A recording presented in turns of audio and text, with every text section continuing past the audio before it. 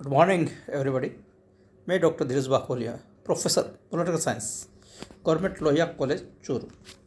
अपन चल रहे हैं एक श्रृंखला करंट अफेयर्स की, और इस श्रृंखला में इस प्रकार के मुद्दे, इस प्रकार के विशेष तथ्य लिए जाते हैं जो आईएएस, आरएस और एसएससी जैसे एग्ज़ाम्स के लिए बहुत महत्वपूर्ण। हालांकि इन्हीं में से कुछ ऐसे बिंदु के ऐसे टॉपिक्स भी उठाए जाते हैं, प्रश्न भी बनाए जाते हैं जो अन्य नीचे लेवल की परीक्षाओं में पूछे जाते रहे हैं। आज अपन एक बहुत ही महत्वपूर्ण टॉपिक पर चर्चा करेंगे, और ये आईएएस मेन एग्ज़ाम और आरएस मेन एग्ज़ाम के लिए बहुत महत्वपूर्ण टॉपिक्स में से एक है, ये याद रखिएगा। आज हमारा मुख्य विषय होगा Bharat square kilometre area observatory SKAO का हिस्सा। हम पहले तो ये समझने का प्रयास करेंगे कि स्क्वायर किलोमीटर एरिया ऑब्जर्वेटरी, जिसे हम शॉर्ट में SKAO कहते हैं, ये क्या है और भारत इसका हिस्सा कैसे बना, या इसका हिस्सा बनने के लिए किसी भी देश को क्या करना पड़ता है। शुरुआत करने से पहले आपसे एक निवेदन, यदि अब तक आपने चैनल को सब्सक्राइब नहीं किया तो कृपया चैनल को सब्सक्राइब करें, लाइक करें, शेयर करें, कमेंट करें। कोई भी प्रश्न, कोई भी जिज्ञासा आप मुझे कमेंट करके पूछ सकते हैं। शुरुआत करते हैं आज का टॉपिक। आज अपन बात करेंगे Bharat square kilometre area observatory का हिस्सा। इसको शॉर्ट में SKAO कहा जाता है। भले ही इसरो ने गहरे अंतरिक्ष में एक्सरे और ब्लैक होल का अध्ययन करने के लिए एक अद्वितीय वेधशाला लॉन्च की है, और महाराष्ट्र में लीगो का शॉर्ट वो देखिएगा, laser interferometer gravitational wave observatory के तीसरे नोड के निर्माण के लिए मंच तैयार किया जा रहा है। पहले ये समझ लीजिए कि भारतीय जो अंतरिक्ष अनुसंधान संस्थान है, जिसको हम इसरो कहते हैं, इसरो ने विज्ञान के क्षेत्र में, ब्रह्मांड के क्षेत्र में, अंतरिक्ष के क्षेत्र में बहुत तीव्र गति से प्रगति की है, इसमें कोई दो राय नहीं। भारत ने एक्सरे वेधशाला भी स्थापित की अंतरिक्ष में। ब्लैक होल का अध्ययन करना उसका मुख्य उद्देश्य रहा है। इसको लॉन्च किया जा चुका है, और इसके साथ ही महाराष्ट्र में एक ऑब्जर्वेटरी स्थापित की है, और इसके तीसरे नोड का मंच भी तैयार कर दिया है। इसको हम लीगो कहते हैं। अभी मैंने जैसे बताया आपको, laser interferometer gravitational wave observatory, इसका भी निर्माण भारत कर चुका है। यानी कि हम और हमारा इसरो बहुत तेज़ गति से आगे बढ़ रहा है। भारत में वैज्ञानिक भी अब अंतर्राष्ट्रीय मेगा विज्ञान परियोजना स्क्वायर किलोमीटर एरिया ऑब्जर्वेटरी, जो दुनिया के सबसे बड़े रेडियो टेलीस्कोप के रूप में कार्य करेगा, का हिस्सा होगा। यानी कि भारत इसका भाग बन चुका है। किसका? SKAO। SKAO एक बहुत विशाल परियोजना है। SKAO एक बहुत विशाल परियोजना है, और ये विश्व के कई देशों में एक साथ स्थापित की जाएगी। ये रेडियो टेलीस्कोप की एक श्रृंखला है जो अफ्रीका महाद्वीप में, ऑस्ट्रेलिया में, एशिया में, यानी कि सभी जगह बड़े बड़े टेलीस्कोप के माध्यम से, रेडियो टेलीस्कोप जिनकी फ्रिक्वेंसी बहुत ज़्यादा होगी, उसके माध्यम से गहरे अंतरिक्ष में खोज करना इसका मुख्य उद्देश्य होगा, और उसका नाम स्क्वायर किलोमीटर एरिया ऑब्जर्वेटरी रखा गया, और भारत इसका हिस्सा बन चुका है। ये हमारे लिए एक गर्व करने वाली बात होगी कि हम इस प्रकार के अंतर्राष्ट्रीय जो मेगा इवेंट है, बहुत बड़ी परियोजनाएं हैं, उनका भी हिस्सा हम बन चुके हैं। स्क्वायर किलोमीटर एरिया ऑब्जर्वेटरी और भारत। SKAO एक दूरबीन नहीं है, बल्कि हज़ारों एंटीना की एक श्रृंखला है। आप ये मत सोचिएगा जैसे हमने विभिन्न प्रकार की अंतरिक्ष में दूरबीनें स्थापित कर रखी है, और अभी हाल ही में हमने एक नई दूरबीन स्थापित की जिसका हमें बहुत दूर तक देखने में उपयोग किया है। बहुत शानदार तस्वीरें, बहुत दूर स्थित गैलेक्सी की तस्वीरें भी उसने लिए। ऐसा कुछ नहीं है, ये कोई दूरबीन नहीं है, ये याद रखिएगा। ये दूरबीन नहीं है, बल्कि हज़ारों एंटीना की एक श्रृंखला, हज़ारों एंटीना, रेडियो एंटीना, बड़ी बड़ी डिश लगेगी, रेडियो टेलीस्कोप लगेंगे, और वो आपस में एक दूसरे से जुड़े हुए रहेंगे, गुंथे हुए रहेंगे, और अलग अलग महाद्वीपों में रहेंगे। इसके माध्यम से वहाँ पर प्राप्त होने वाली हर प्रकार की रेडियो तरंगों के माध्यम से जो दूर स्थित आकाशगंगाएं हैं, दूर स्थित जो ग्रह है और उसके बीच जो हलचल है, ब्लैक होल्स वगैरह है, इन सब का अध्ययन उनके माध्यम से किया जाएगा। ये एक दूरबीन नहीं है बल्कि हजारों एंटेना की श्रृंखला है, जिसे दक्षिण अफ्रीका और ऑस्ट्रेलिया में दूरस्थ रेडियो 7 स्थानों में स्थापित किया जाएगा, जो खगोलीय घटनाओं का निरीक्षण और अध्ययन करने के लिए एक बड़ी इकाई के रूप में काम करेगी। ये मुख्य रूप से बड़े बड़े जो दूसरे महाद्वीप है, विशेष रूप से ऑस्ट्रेलिया और साउथ अफ्रीका, इनमें ये स्थापित किया जाएगा। ऐसे 7 स्थानों पर स्थापित किया जाएगा जहाँ पर व्यवधान ज़्यादा न हो, यानी कि व्यवधान जैसे आंधी तूफान जैसी स्थितियाँ वहाँ पर ज़्यादा न आती हो, ऐसे स्थानों पर स्थापित किया जाएगा और इनके माध्यम से खगोलीय घटनाओं का निरीक्षण किया जाएगा। एक बहुत बड़ी इकाई होगी और इसका उद्देश्य यही होगा, खगोलीय घटनाओं का निरीक्षण करना। भारत पुणे स्थित national centre for radio astrophysics और कुछ अन्य संस्थाओं के माध्यम से 1990 के दशक में अपनी स्थापना के बाद से एसकेओ के विकास में शामिल हो रहा है। यानी कि भारत ने शुरुआत कब की? 1990 के दशक में। 1990 के दशक से हम अपने कार्यशैली के माध्यम से एसकेओ के विकास में शामिल रहे हैं। पुणे में एक संस्थान है, national centre for radio astrophysics NCRA, और इनके अलावा और भी हमारी जो कुछ संस्थाएं हैं उनके माध्यम से हम किसी न किसी रूप में अपनी भूमिका निभाते रहे। 1990 के दशक से लेकर के वर्तमान तक SKAO में हम किसी न किसी रूप में योगदान देते रहे हैं, विकास में हम शामिल रहे हैं। बहुराष्ट्रीय सहयोग को ध्यान में रखते हुए SKAO को वर्षों की बातचीत के बाद वर्ष 2021 में एक अंतर सरकारी संगठन के रूप में स्थापित किया गया था, जिसमें भारत ने भी भाग लिया था। यानी कि ये काम आज का नहीं है, अभी स्थापित नहीं हुआ है। 1990 से ये प्रयास चल रहे हैं, 1990 से इसके ऊपर रिसर्च चल रहा है। 1990 के दशक में धीरे धीरे SKO के विकास का कार्यक्रम शुरू किया गया और बहुराष्ट्रीय सहयोग यानी बहुत सारे देशों के सहयोग के माध्यम से अंततः वर्ष 2021 में एक अंतर सरकारी संगठन के रूप में इसे स्थापित किया। अंतर सरकारी मतलब एक नहीं बल्कि बहुत सारी सरकारों, बहुत सारे देशों के सहयोग के माध्यम से एक मिशन के रूप में इसको स्थापित किया गया और भारत ने भी इसकी स्थापना में भाग लिया है। यानी कि भारत अब इसका सदस्य है। कोई देश SKAO में कैसे शामिल हो सकता है, हमें ये जानना है कि जैसे भारत इसका सदस्य बना, वैसे ही कोई भी देश इसका सदस्य कैसे बन सकता है। किसी भी देश को औपचारिक रूप से सदस्य बनने के लिए SKAO सम्मेलन पर हस्ताक्षर करना होगा। सबसे पहला कार्य है कि कोई भी राज्य अगर SKAO में शामिल होना चाहता है, उसका सदस्य बनना चाहता है, तो इसका जो सम्मेलन होता है उसमें इसको हस्ताक्षर करना होगा, साइन करना होगा और उसका अनुसमर्थन करना होगा। अनुसमर्थन का मतलब होता है कि केवल साइन करने से नहीं होगा, उस देश की संसद के द्वारा उसकी सहमति लेना।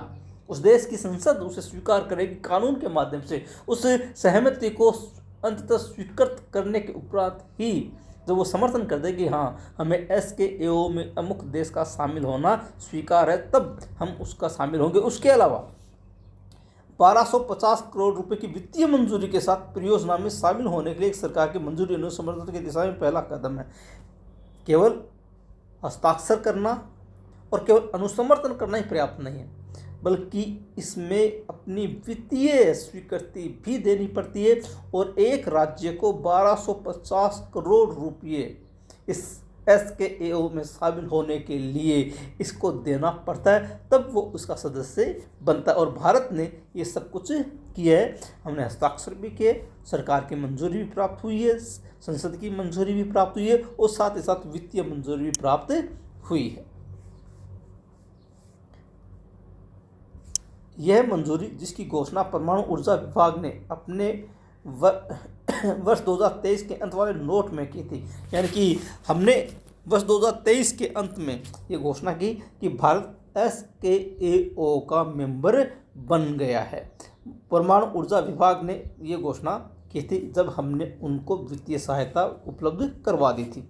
भारत द्वारा महाराष्ट्र के हिंगोली जिले में अमेरिका स्थित laser interferometer gravitational wave observatory के तीसरे नोड के निर्माण के लिए हरी झंडी देने के कुछ सप्ताह के बाद आई है। ये जो स्वीकृति आई थी वो जब भारत ने भारत के महाराष्ट्र के हिंगोली जिले में एक अमेरिका का एक ऑब्जर्वेटरी काम कर रही है अमेरिका की, इसका नाम है laser interferometer gravitational wave observatory, लिगो कहते हैं इसको शॉर्ट में।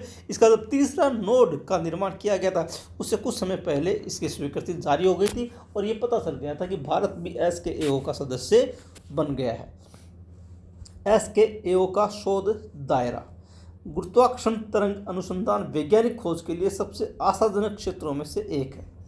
अमेरिका में 2 मौजूदा लिगो डिटेक्टरों द्वारा गुरुत्वाकर्षण तरंगों की पहली खोज ने वर्ष 2017 में भौतिकी में नोबेल पुरस्कार जीता था। यानी कि आज भी जो गुरुत्वाकर्षण तरंगे हैं वो हमारी खोज का प्रमुख विषय है कि ये गुरुत्वाकर्षण तरंगे अंतरिक्ष में कहाँ से आती है, कैसे उत्पन्न होती है और इसके पीछे क्या कारण रहता है। जो गुरुत्वाकर्षण तरंगे पैदा होती है उसके पीछे क्या कारण रहता है, क्या वो मानव जनित है जिस प्रकार से इस पृथ्वी पर इंसान बसते हैं, क्या अन्य कहीं पर भी किसी भी ग्रह पर इंसानी जीवन या किसी भी रूप में जीवन संभव है, और ये गुरुत्वाकर्षण तरंगे क्या वहाँ से उत्पन्न हो रही है, ये उत्पन्न की जा रही है। इन सब चीज़ों की खोज करने के लिए अमेरिका में 2 लिगो अभी अपने बात की laser interferometer gravitational wave observatory लिगो पहले से काम कर रहे हैं। इसके 2 डिटेक्टर हैं वहाँ पर, और इसी खोज के लिए वर्ष 2017 में भौतिकी का नोबेल पुरस्कार इनको प्राप्त हुआ है। SKA गुरुत्वाकर्षण तरंगों की खोज भी करेगा, लेकिन इसका उद्देश्य ब्रह्मांड में 3000 ट्रिलियन किलोमीटर से अधिक गहराई तक जाने वाली घटनाओं की श्रृंखला का अध्ययन करना है। देखिए, पहली बात कि ये जो SKAO है ये गुरुत्वाकर्षण तरंगों की खोज करेगा, लेकिन ये ही एकमात्र उद्देश्य नहीं कि इसको केवल गुरुत्वाकर्षण तरंगों की खोज के लिए स्थापित किया जा रहा है। ये इसका एकमात्र उद्देश्य नहीं है। इसका उद्देश्य क्या है?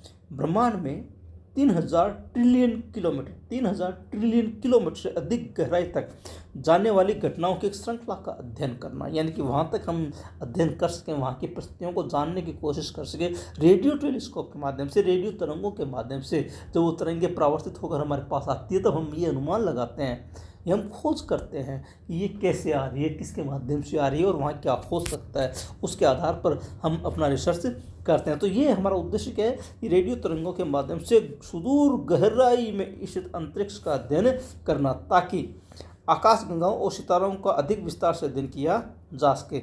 इसके पीछे धारणा ये कि जो हमारी वर्तमान की आकाशगंगाएं हैं जो दूर दूर तक स्थित है उनका, और जो तारे हैं यानी कि जो सूर्य है उनका गहराई के साथ अध्ययन किया जा सके और हम अंतरिक्ष के बारे में और भी ज़्यादा जान सकें। इनका उद्देश्य ब्रह्मांड और उसके विकास की समग्र समझ में सुधार के लिए खगोलीय अवलोकन के दायरे को आगे बढ़ाना है। इसका मुख्य उद्देश्य क्या है? ब्रह्मांड के बारे में, ब्रह्मांड के विकास के बारे में और ब्रह्मांड की समझ के बारे में हम अपने सोच को, अपने दायरे को आगे बढ़ा सकें। वास्तव में वैज्ञानिक ये मानते हैं कि अभी तक हम यानी कि मानव जाति ब्रह्मांड के बारे में 1% से भी ज़्यादा नहीं जानती। यानी इसका मतलब ये निकलता है कि हम अभी भी 99% ब्रह्मांड को नहीं जानते कि ब्रह्मांड क्या है, ब्रह्मांड में क्या क्या होता है, कैसे इसका जन्म हुआ है, कैसे इसका विकास हुआ है, क्या अभी विकास क्रम जारी है। इतनी जो आकाशगंगाएं हैं, इतने जो ग्रह है, उपग्रह, क्षुद्र ग्रह है, इनके बारे में हम अभी भी कुछ भी नहीं जानते। हमारे पास जो जितनी भी जानकारी है, भले हम कितना भी ये क्यों न कह लें कि हम इन सब चीज़ के बारे में जानते हैं, लेकिन सच्चाई ये कि हम पूरे ब्रह्मांड का 1% भी नहीं जानते। इसलिए हमारा उद्देश्य क्या है कि ब्रह्मांड के बारे में अपनी समझ को और ज़्यादा विकसित करना है। हम जो कुछ देखते हैं, जो कुछ हमें नज़र आता है और जो नहीं भी आता है, हम उनके बारे में अध्ययन करके अंतिम निष्कर्ष तक पहुंच सके, इस समझ को आगे बढ़ाना इसका मुख्य उद्देश्य है। भारत का योगदान, SKA में भारत का मुख्य योगदान टेलीस्कोप में लेजर तत्व, न्यूरल नेटवर्क या सॉफ्टवेयर के विकास और संचालन में जो टेलीस्कोप को कार्य करने में सक्षम बनाएगा। यानी कि चूँकि भारत SKO का मेंबर बन चुका है और मेंबर बनने के साथ भारत को जो जिम्मेदारी दी गई है, भारत को जो काम सौंपा गया है, वो मुख्य काम क्या है कि टेलीस्कोप मैनेज तत्व, न्यूरल नेटवर्क या सॉफ्टवेयर के विकास और संचालन में, ये इसका मुख्य कार्य। आपको ये भी ध्यान होगा कि भारत सॉफ्टवेयर विकास के मामले में विश्व में सबसे अग्रणी देश है। यानी कि भारत के सॉफ्टवेयर विकास का दूसरा कोई विकल्प नहीं है विश्व के पास, और हमारे पास चूँकि विशेष क्षमता है और इस क्षमता के माध्यम से हम विभिन्न प्रकार के सॉफ्टवेयर का विकास करते हैं। तो हमें ये काम सौंपा गया है कि हम टेलीस्कोप मैनेजर तत्व, न्यूरल नेटवर्क या सॉफ्टवेयर के विकास और संचालन में SKA में अपना योगदान दे सकें। इसलिए टेलीस्कोप को कार्य करने में सक्षम बनाने के लिए जो विशेष प्रकार के सॉफ्टवेयर बनाए जाएंगे उनका विकास भारत के द्वारा किया जाएगा। ये हमारे लिए एक बहुत बड़ी बिग अपॉर्चुनिटी है कि हम इस प्रकार के कार्य में भी विशेष प्रकार के सॉफ्टवेयर डेवलप कर रहे हैं जो कि अंतरिक्ष के सुदूर गहराई तक के खोजबीन करने में लगे हुए हैं। NCRA Tata institute of fundamental research की एक इकाई जो पुणे के पास भारत में रेडियो दूरबीनों के सबसे बड़े नेटवर्क का संचालन करती है, जिसे joint metre wave radio telescope GMRT कहा जाता है, ने सॉफ्टवेयर विकसित करने के लिए 9 संस्थानों और 7 देशों की अंतर्राष्ट्रीय टीम का गठन किया। यानी कि उसके भारत को ये काम सौंपा गया है कि सॉफ्टवेयर का विकास करना है, उसका संचालन करना है। इसलिए भारत ने क्या किया कि NCRA, अभी इसका नाम आया था पीछे, आपको ध्यान होगा, Tata institute of fundamental research की एक इकाई है और ये पुणे के पास स्थित है और भारत के रेडियो दूरबीनों के सबसे बड़े नेटवर्क का संचालन यही संस्थान NCRA करती है। भारत के रेडियो दूरबीनों का सबसे बड़े नेटवर्क का संचालन, और चूंकि ये जो काम है SKA वाला, ये रेडियो दूरबीनों का ही काम है ना, रेडियो फ्रिक्वेंसी का काम है, रेडियो डिश से जो है एंटीना जो है उनका काम है। इसलिए ये काम भारत में जहाँ पर जिस संस्थान के पास है NCRA, उसी संस्थान को ये काम सौंपा गया है। और इसने क्या किया है कि सॉफ्टवेयर विकसित करने के लिए 9 संस्थानों, भारत में स्थित 9 संस्थानों और 7 देशों की अंतर्राष्ट्रीय टीम का नेतृत्व किया है, गठन किया है। 7 देश है और भारत के 9 संस्थान इसमें शामिल है और इनके माध्यम से हमने टीम बनाई है और इस टीम के माध्यम से सॉफ्टवेयर का विकास किया जाएगा। हम यूँ कह सकते हैं दूसरे शब्दों में कि ये जो टीम है इसके ऊपर जिम्मेदारी है, इसके कंधों पर जिम्मेदारी है कि ये इस कार्य के लिए सॉफ्टवेयर का विकास करे, क्योंकि ये भारत का मुख्य दायित्व दिया गया, इसलिए भारत ये कार्य करेगा। यह GMRT के निर्माण और संचालन की सफलता है जिसने NCRA को के साथ जिम्मेदारी सौंपी है। यानी कि ये भारत की बहुत बड़ी अपॉर्चुनिटी है, बहुत बड़ी उपलब्धि है। ये आखिरकार NCRA को SKA के साथ ये जिम्मेदारी सौंपी गई कि वो इस प्रकार के कार्य के लिए सॉफ्टवेयर विकसित करे। SKA इंडिया कंसोर्टियम में 20 से अधिक राष्ट्रीय स्तर के अनुसंधान संस्थानों के इंजीनियर और वैज्ञानिक शामिल है। जो SKA इंडिया कंसोर्टियम है जिसका मुख्य कार्य है, इस कार्य के लिए रेडियो तरंगों के लिए और सुदूर गहराई तक रेडियो तरंगों के माध्यम से अध्ययन करने के लिए जो सॉफ्टवेयर विकसित किया जा रहा है, उस कंसोर्टियम में 20 से अधिक राष्ट्रीय स्तर के अनुसंधान संस्थान के इंजीनियर और वैज्ञानिकों को शामिल किया गया है। ये कौन कौन से, जिनमें शामिल है NCRA, ये इसका नेतृत्व करेगा, आर्यभट्ट प्रक्षेपण विज्ञान संस्थान, inter university centre for astronomy and astrophysics, IIT Kharagpur, IISR Mohali और तिरुवनंतपुरम, TIFR रमन अनुसंधान संस्थान, भारतीय विज्ञान और भौतिकी अनुसंधान प्रयोगशाला संस्थान। ये वो संस्थान है जो इस टीम में शामिल होंगे। हमने जैसे NCRA की बात की, ये इसका नेतृत्व करेगा, मुख्य कार्य इसी के पास है, इसी ने टीम का गठन किया है। और इसमें शामिल कौन होंगे? NCRA इसका नेता होगा, यूँ समझ लीजिए टीम का कप्तान होगा। आर्यभट्ट प्रक्षेपण विज्ञान संस्थान, inter university centre for astronomy and astrophysics, IIT Kharagpur, IISR Mohali और तिरुवनंतपुरम, TIFR रमन अनुसंधान संस्थान और भारतीय विज्ञान और भौतिकी अनुसंधान संस्थान। ये 9 वो संस्थान हैं जो इस सॉफ्टवेयर विकास के मामले में टीम में शामिल हैं। SKA के निर्माण में भाग लेने वाले कुछ देशों में UK, ऑस्ट्रेलिया, दक्षिण अफ्रीका, कनाडा, चीन, फ्रांस, इटली, जर्मनी और भारत शामिल है। तो ये SKA लेबोरेटरी है, इसमें शामिल होने वाले देश जिन्होंने इसके ऊपर हस्ताक्षर की है, सहमति दी है और वो इसमें काम करेंगे, उनमें UK यानी यूनाइटेड किंगडम यानी कि इंग्लैंड, इसके अलावा ऑस्ट्रेलिया, दक्षिण अफ्रीका, कनाडा, चीन, फ्रांस, इटली, जर्मनी और भारत इसमें शामिल होंगे। इनसे मिलकर ये एक टीम बनी है। GMRT क्या है, इसके बारे में जान लीजिए थोड़ा।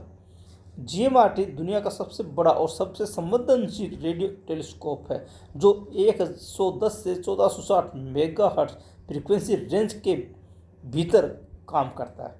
GMRT क्या है? दुनिया का सबसे बड़ा और सबसे संवेदनशील रेडियो टेलीस्कोप, और इसकी फ्रीक्वेंसी है 110 मिनिमम से लेकर 1460 मैक्सिमम तक मेगाहर्ट्ज़। इसके बीच में ये कार्य करता है। इस बीच में आने वाली हर चीज़ का पता लगाने में, हर चीज़ को डिटेक्ट करने में ये अपना काम करता है। इस अद्वितीय दूरबीन ने अब तक पुल्सर, सुपरनोवा, क्वासा आकाशगंगाओं का अध्ययन करने के बाद उल्लेखनीय वैज्ञानिक परिणाम दिए और इसका अवलोकन समय हमेशा ओवर सब्सक्राइब रहा है। देखो इसने कितने, ये जो GMRT है जो दुनिया का सबसे संवेदनशील रेडियो टेलीस्कोप है, इसने क्या खोज की है? पुल्सर की खोज इसने की, अंतरिक्ष क्षेत्र की बातें कर रहे हैं, सुपरनोवा की खोज की है, क्वासा की खोज की है और विभिन्न प्रकार की आकाश गंगाओं की खोज की है। इनके कारण से ये जो भी इसका अवलोकन करते हैं वो हमेशा ओवर सब्सक्राइब रहा है। ये हमारे लिए एक बड़ी उपलब्धि की बात है कि GMRT के माध्यम से इतनी खोजें हुई है। वर्ष 2021 में GMRT institute of electronics engineers IEEE milestone सुविधा ने मान्यता प्राप्त होने वाला भारत का केवल तीसरा टेलीस्कोप बन गया। भारत का तीसरा टेलीस्कोप है ये GMRT institute of electrical and electronics engineers 2021 में ये जो इसने कार्य किया है अपनी माइलस्टोन के माध्यम से, और ये ऐसा करने वाला तीसरा टेलीस्कोप, भारत का तीसरा टेलीस्कोप है। पिछले साल जून में GMRT 86 रेडियो दूरबीनों में से एक था जिसका प्रयोग पहली बार नैनो हर्ट्ज गुरुत्वाकर्षण तरंगों का पता लगाने सक्षम बनाने के लिए किया गया था। ये पिछले साल छठा शीर्ष रेडियो दूरबीन था और इसका उपयोग किया गया था पहली बार नैनो हर्ट्ज गुरुत्वाकर्षण तरंगों का पता लगाने, जिसमें ये कामयाब रहा था। नैनो हर्ट्ज यानी कि बहुत सूक्ष्म स्तर की गुरुत्वाकर्षण तरंगों का भी इसने विश्लेषण किया और अध्ययन किया है। ये देख लीजिए पहले, ये है वो विभिन्न प्रकार के रेडियो टेलीस्कोप। रेडियो दूरबीनों के माध्यम से इस प्रकार का जाल बिछाया जाएगा। ये मुख्य रूप से अफ्रीका में और ऑस्ट्रेलिया में बिछाया जाएगा, क्योंकि ये ऐसे इलाके हैं जो शांत हैं और जिनके माध्यम से हम दूर स्थित विभिन्न प्रकार के तरंगों का, रेडियो तरंगों का फ्रीक्वेंसी के माध्यम से अध्ययन कर सकते हैं। ये एक जाल है, दूर दूर तक जहाँ भी नजर जाती है इस प्रकार की रेडियो दूरबीनें स्थापित की गई है। और ये देखिए एक जाल बिछाया गया, ये ऑस्ट्रेलिया का सीन है, ये ऑस्ट्रेलिया में इस प्रकार का जाल बिछाया गया। ये जो पिछली बार ये देखा था ये अफ्रीका का है और ये ऑस्ट्रेलिया का है। ये इस प्रकार का जाल बिछाया गया है और ये सारे रेडियो टेलीस्कोप है। ये ऊपर जो देख रहे हैं आप, ये थोड़ा सा बड़ा टेलीस्कोप है। इसके माध्यम से विभिन्न आकार के, जैसे ये है, ये छोटा टेलीस्कोप है, विभिन्न आकार के टेलीस्कोप जगह जगह उपयोगिता के आधार पर स्थापित किए गए और ये सारे के सारे इससे ऑब्जर्वेटरी का हिस्सा है और रेडियो तरंगों के माध्यम से सुदूर अंतरिक्ष में स्थित विभिन्न प्रकार की गैलेक्सीज का, आकाशगंगाओं का अध्ययन करना इसका उद्देश्य रहा है। ये जो भी देख रहे हैं आप, जितने भी प्रकार के देख जहाँ पे नजर आते जाते हैं, सब के सब ये रेडियो टेलीस्कोप ही है। तो ये है SKAO। आशा है आपको वीडियो पसंद आया होगा, और भी कोई कन्फ्यूज़न हो अभी आप, तो आप कमेंट बॉक्स में जाकर मुझसे पूछ सकते हैं, मुझसे डायरेक्ट बात भी कर सकते हैं। इसको अपन आगे बढ़ाएंगे अगले वीडियो में, अगली कड़ी के रूप में। पुनः निवेदन, यदि अब तक आपने चैनल को सब्सक्राइब नहीं किया तो कृपया चैनल को सब्सक्राइब करें। मिलते हैं अगले वीडियो में नए टॉपिक के साथ, तब तक के लिए धन्यवाद।